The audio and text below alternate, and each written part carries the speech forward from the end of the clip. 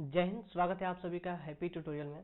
Friends, आज हम बात करने वाले हैं लॉरेंस कोहलबर्ग के बारे में। आज हम नैतिकता का सिद्धांत को देखेंगे, है ना, मोरल डेवलपमेंट थ्योरी के बारे में। तो हम मोरल डेवलपमेंट थ्योरी की बात करते हैं, जिसके प्रतिपादक हैं लॉरेंस कोहलबर्ग। ये हमारे मनोवैज्ञानिक हैं लॉरेंस कोहलबर्ग, जो नैतिक दुविधा की बात करते हैं, है ना। बात करते हैं मोरल डेवलपमेंट थ्योरी की। जो यह लॉरेंस कोहलबर्ग है, यह एक अमेरिकन मनोवैज्ञानिक है, जिन्होंने नैतिकता का सिद्धांत या नैतिक विकास का सिद्धांत दिया है ना। जो लॉरेंस कोहलबर्ग है, उन्होंने नैतिक दुविधा के बारे में बात करते हैं ना, नैतिकता का सिद्धांत दिया हुआ है और यह नैतिक विकास का भी सिद्धांत की बात करते हैं। जो ये लॉरेंस कोहलबर्ग है, वह यह बताते हैं कि आखिर नैतिकता होती क्या है, मोरलिटी क्या होती है ना। जब हम नैतिकता की बात करते हैं, मोरलिटी की बात करते हैं, तो मोरलिटी आखिर होती क्या है। लिखा हुआ ना कि यह वह गुण है जिसे हम सही और गलत की पहचान होती है। बच्चा अपने सामाजिक परिवेश से ही नैतिकता और अनैतिकता को जानता है। लॉरेंस कोहलबर्ग ये कहते हैं कि बच्चा अपने समाज से ही नैतिकता और अनैतिकता के बारे में सीखता है और सही और गलत का पता लगाता है। जो मोरलिटी होती है, सही और गलत के बीच अंतर कर पाना ही नैतिकता कहलाती है ना। जब हम किसी कार्य को कर रहे होते हैं, सही और गलत का अंतर छांट रहे होते हैं, तो बड़ी दुविधा में होते हैं ना कि क्या इस हमें कार्य को करना चाहिए या फिर नहीं करना चाहिए। इस तरीके की जो दुविधा होती है, वह हमें नैतिक दुविधा में फंसा देती है ना, कि कार्य जो कर रहे हैं वह सही है या गलत है, करना चाहिए कि नहीं करना चाहिए। जब आप किसी भी कार्य को शुरू करते हैं, तो आप इस दुविधा में जरूर फंस जाते हैं कि क्या यह उचित है या फिर अनुचित है ना। आप दूसरों से राय मांगते हैं कि जो हम काम करने जा रहे हैं वह सही है कि नहीं सही है। तो ये हमारी मोरलिटी होती है, हमारी नैतिक दुविधा है ना। साफ साफ जो सही गलत की पहचान करना ही हमारी नैतिकता है। तो ये जब लॉरेंस कोहलबर्ग नैतिकता की बात करते हैं, तो उन्होंने एक हिंज नामक व्यक्ति के ऊपर कहानी रची गई है। जो एक हिंज नामक व्यक्ति होता है ना, उसकी पत्नी बीमार पड़ी हुई होती है ना। इसके पास इतने पैसे नहीं होते हैं कि दवा लेने जाए। वह दवा जब लेने जाता है, तो उसे पता चलता है कि ये दवाई इतनी महंगी है ना, तो वह इसके वजह से अफोर्ड नहीं कर पाता है। ठीक है, रात को दवा लेने जाता है, डॉक्टर दवाई का 10 गुना दाम जो होता है ना, 50% ज्यादा कर देता है, तो लेने में असमर्थ रहता है। तो वह सोचता है कि अगर यदि हम इस दवाई को नहीं लेंगे तो फिर हमारी पत्नी मर जाएगी, या फिर हम चोरी करेंगे दवाई की तो फिर हमें पुलिस पकड़ेगी। इस तरीके से वह इन सब चीजों के बारे में मोरलिटी में दुविधा में पड़ जाता है। जिस कैसे नैतिक दुविधा में पड़ता है, वह इसके बारे में बता रहा है ना। तो इस तरीके से वह सोचता है कि यदि हम करेंगे, अगर हम दवाई नहीं लेंगे तो मेरी पत्नी मारी जाएगी, यदि हम दवा लेंगे तो मुझे दंड दिया जाएगा, मुझे पुलिस पकड़ेगी। तो आखिर वह इस नैतिक दुविधा में पड़ जाता है कि आखिर हम करें क्या। लास्ट में वह यह सोचता है, वह दवाई को चुराने की कोशिश करता है और चुरा लेता है ना, जिससे उसकी पत्नी की जान बच जाती है। तो जो ये नैतिक दुविधा है, मोरल डिलेमा, सही और गलत के बारे में डिसीजन ना लेने की स्थिति नैतिक दुविधा कहलाती है। जब भी हम किसी कार्य को करते हैं, जैसे यहाँ हिंज नामक व्यक्ति के बारे में बताया गया कि उसकी पत्नी बीमार थी और वह दवाई चुरा लेता है। तो सही क्या है और गलत क्या है, क्या हमें दवाई चुरानी चाहिए। अगर वह सोचता है कि यदि हम दवाई नहीं चुराएंगे तो हमारी बीवी की जान नहीं बचेगी, फिर वह सोचता है कि यदि हम दवाई चुरा लेंगे तो हमें पुलिस पकड़ेगी, है ना। इस तरीके के नैतिक दुविधा में पड़ जाता है कि आखिर हमें इस काम को करना चाहिए कि नहीं करना चाहिए। आखिर में वह अपने डिसीजन लेता है और चोरी कर लेता है ना। तो इस तरीके की जो बात होती है, सही गलत का जब हम निर्णय नहीं कर पाते हैं, तो वही हमें नैतिक दुविधा कहलाती है ना। और नैतिक तर्कना क्या होती है, इसके बारे में बात करते हैं। मोरल रीजनिंग क्या होती है, सही और गलत के बारे में डिसीजन लेने में शामिल प्रक्रिया को नैतिक तर्कना कहते हैं। सही और गलत में किसी एक का चुनाव, जैसे हिंज ने चोरी करना चुनाव किया, उसने चोरी करने का चुनाव किया। जब हम डिसीजन लेते हैं कि क्या हमें इस कार्य को करना चाहिए, डिसीजन, हिंज नामक जो व्यक्ति है वह डिसीजन लेने की प्रक्रिया जब यह सोच रहा था कि हमें कौन से कार्य को करना चाहिए, दवाई चुराना चाहिए कि नहीं चुराना चाहिए, दवाई चुराना पाप है, मुझे पुलिस पकड़ेगी, मुझे पुलिस केस हो सकता है ना। इस तरीके के बारे में जब वो इस प्रक्रिया को जब वो कर रहा होता है और जब वो डिसीजन ले लेता है कि नहीं हमें चोरी करना चाहिए, उसे हम कहते हैं नैतिक तर्कना, है ना। उसको हम नैतिक तर्कना कहते हैं। क्या कहते हैं, नैतिक तर्कना। जिस तरीके से हिंज नामक व्यक्ति ने वह डिसीजन अपना फाइनल लिया कि हमें दवाई की चोरी करनी चाहिए, इसे हम जब इस तरीके के डिसीजन में हम फंसे होते हैं और जब अपना फाइनल डिसीजन हम ले लेते हैं, तो उसे हम कहते हैं मोरल रीजनिंग, नैतिक तर्कना उसे हम कहते हैं। ठीक है, चीजें समझ में आ रही हैं कि नैतिक तर्कना किसे कहते हैं ना। चलिए आगे बढ़ते हैं हम। अगले पेज की तरफ बढ़ते हैं। अब आगे हम कोहलबर्ग के नैतिक तर्कणा के बारे में बात करेंगे, कौन कौन सी नैतिक तर्कणा है ना। सबसे पहले हम बात करेंगे कोहलबर्ग के नैतिकता के कुल 3 नियम है। कौन कौन है? प्राक रूढ़िवाद नैतिक स्तर, जिसे हम कहते हैं प्री कन्वेंशनल स्टेज कहते हैं। इसकी उम्र होती है 4 से 10 वर्ष की अवस्था वाले बच्चों को हम कहते हैं प्राक रूढ़िवाद, ठीक है। और उसके बाद हम सबसे पहले इसे देखते 3 अवस्थाओं में बांटा गया, एक एक करके हम बात करेंगे। अगर हम दूसरे की बात करते हैं तो आइए साथ ही साथ हम देख लेते हैं। पहले को कोहलबर्ग प्राक रूढ़िवादी नैतिक स्तर कहते हैं, दूसरे को रूढ़िगत नैतिकता का स्तर कहते हैं ना, कन्वेंशनल स्टेज कहते हैं, 10 से 13 वर्ष की अवस्था होती है। और आगे बढ़ते हैं, तीसरे को क्या कहते हैं? तीसरा है उत्तर रूढ़िगत नैतिकता, है ना, जिसे हम कहते हैं पूर्व परंपरागत, परंपरागत और उत्तर परंपरागत। पहले को हम कहते हैं पूर्व परंपरागत, दूसरे को कहते हैं उत्तर परंपरागत, है ना। इस तरीके से हम 3 लेवल में बांटते हैं। आगे बारी बारी से हम तीनों को देखेंगे, पूर्व परंपरागत, प्राक परंपरागत और उत्तर परंपरागत, ठीक है। तो सबसे पहले हम पूर्व परंपरागत की बात करते हैं, प्राक रूढ़िगत नैतिकता स्तर की, है ना। प्री कन्वेंशनल स्टेज 4 से 10 वर्ष की उम्र है।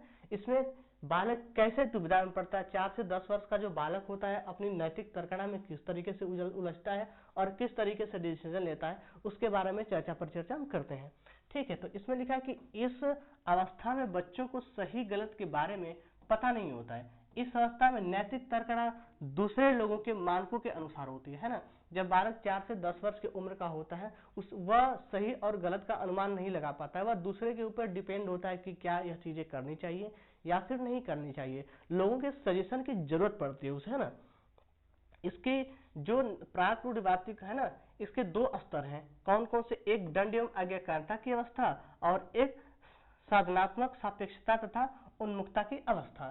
तो इसमें बालक क्या क्या करता है ना, इसको हम एक एक करके देखते हैं। पेज को ऊपर करते हैं। पहले है दंड एवं आज्ञा पालन की अवस्था। इसमें बालक क्या करता है ना कि इसमें बच्चे की नैतिकता सजा और आज्ञा पालन पर आधारित होती है। जब हिंज ने चोरी की तो बच्चे ने सोचा कि अगर वह चोरी करेगा तो उसे सजा मिलेगी, है ना। यदि हम अपने भाषा में बात करें तो दंड एवं आज्ञाकारिता की अवस्था क्या कहती है? जैसे आप जब छोटे बच्चे को कोई चीज देते हैं उन्हें खाने के लिए, और आप कहते हैं कि दो भाई हो, दोनों बांट के खा रहे, तो छोटा भाई सोचता है कि हम उसे क्यों दें, सारी चीजें हम ही ले लेंगे, है ना। अगर पैसे या फिर मिठाइयाँ जो भी दी जाती तो बांट के नहीं खाना चाहता, वो सोचता है कि सारा चीज मेरा ही है, मैं ले लूं। लेकिन वह मम्मी के डर से भाई को भी देता है ना। तो इसे हम कहते हैं दंड एवं आज्ञाकारिता की। इसमें बालक सोचता है कि यदि हम यह काम नहीं करेंगे तो मम्मी द्वारा दंड दिया जाएगा या फिर मुझे यह काम करना चाहिए, ठीक है। और जो साधनात्मक सापेक्ष उन्मुखता होती है, यह क्या करती है कि इस अवस्था में जैसे तैसे भी कहा जाता है कि क्योंकि इसमें जैसे व्यवहार कोई उसके साथ करेगा वैसा ही खुद भी करेगा, है ना। जैसे कि एक बच्चे ने दूसरे बच्चे की पेंसिल तोड़ी तो दूसरा बच्चा भी उस बच्चे का पेन तोड़ देता है। यह वह अवस्था है जिसमें कहता है कि तुम मुझे अपनी किताबें दोगे तब भी हम आपको अपनी किताब देंगे, या फिर आप मेरा यह काम करोगे तब हम आपका काम करेंगे। जैसे जब क्लास में बच्चे झगड़ा करते हैं, पहला बच्चा दूसरे बच्चे का पेंसिल तोड़ता है तो यह भी उठता है और इसका भी पेंसिल तोड़ देता है। इस अवस्था में बालक ऐसे करता है कि आप मुझे दंडित करोगे तो हम भी आपको दंडित करेंगे। देखिए ना, आप मुझे मारोगे तो मैं भी आपको मारूंगा, ऐसा बच्चे का दबाव होता है। और पहले में क्या होता है, बालक डरता है कि यदि हम उस काम को नहीं करेंगे तो मुझे दंड दिया जाएगा, है ना। अब यह भी सोचता है कि जैसे हिंद ने चोरी की, क्या हम भी उस तरह की चोरी कर सकते हैं, लेकिन वह डरता है कि अगर हम भी चोरी करेंगे तो मुझे सजा मिलेगी ना। तो इस तरीके से इन अवस्थाओं में नैतिक दुविधा बालक के अंदर होती रहती है। आगे बढ़ते हैं, आगे हम देखते हैं रूढ़िगत नैतिकता क्या होती है। रूढ़िगत नैतिकता का स्तर क्या होता है ना, कन्वेंशनल स्टेज। यह 10 से 13 वर्ष की अवस्था है। इस अवस्था में बच्चा दूसरे लोगों के मानकों का अपने अंदर समावेशित कर लेता है तथा उसी के अकॉर्डिंग सही गलत का निर्णय करता है ना।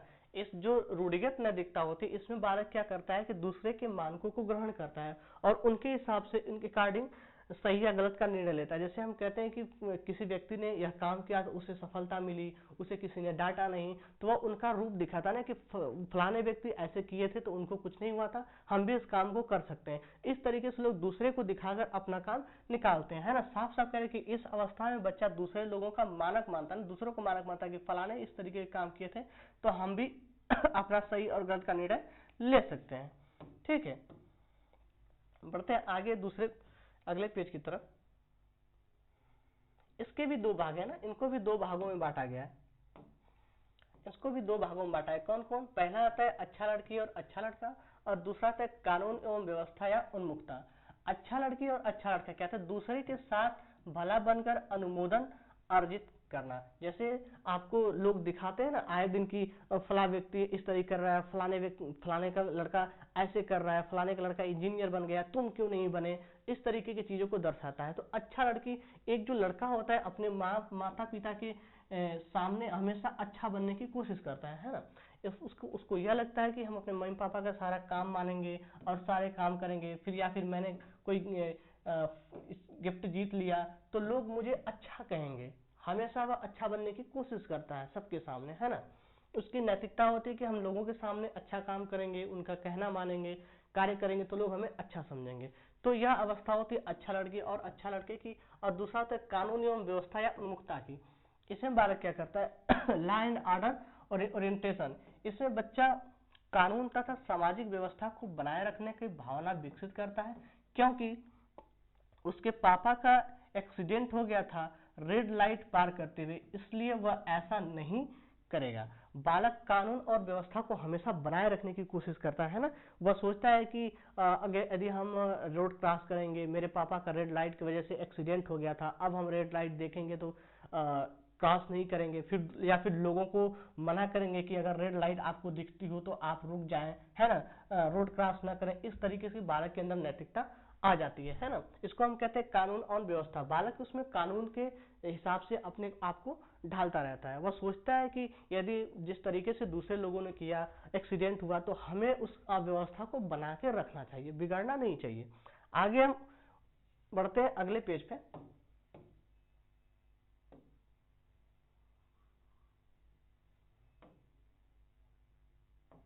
आगे उत्तर रूढ़िगत नैतिकता क्या है ना, पोस्ट कन्वेंशनल स्टेज। यह जो उम्र है 13 वर्ष के ऊपर वाले लोगों के साथ होती है। क्या होता है इसमें? डिसीजन खुद के लिए जाते हैं, न समाज के जरिए क्या सही है और क्या गलत है ना। इसमें बालक क्या करता है? खुद का डिसीजन लेता है और समाज में रहता है और खुद डिसीजन लेता है कि हमें इस काम को करना चाहिए कि नहीं करना चाहिए, क्या सही है क्या गलत है, इसके बारे में वह डिसीजन लेता है ना। इसमें सामाजिक अनुबंधन की उन्मुखता आती है और सार्वभौमिकरण नैतिकता आता है ना। सामाजिक अनुबंधन उन्मुखता का सोशल कंस्ट्रक्शन ओरिएंटेशन की। इसमें किशोर यह मानते हैं कि नियम लोगों की भले के लिए हैं। अगर किसी का नियम से किसी का नुकसान होता है तो ऐसे नियम को तोड़ देना चाहिए। अगर रेड लाइट तोड़कर उसके पापा की जान बच सकती है तो उसे तोड़ दो, है ना।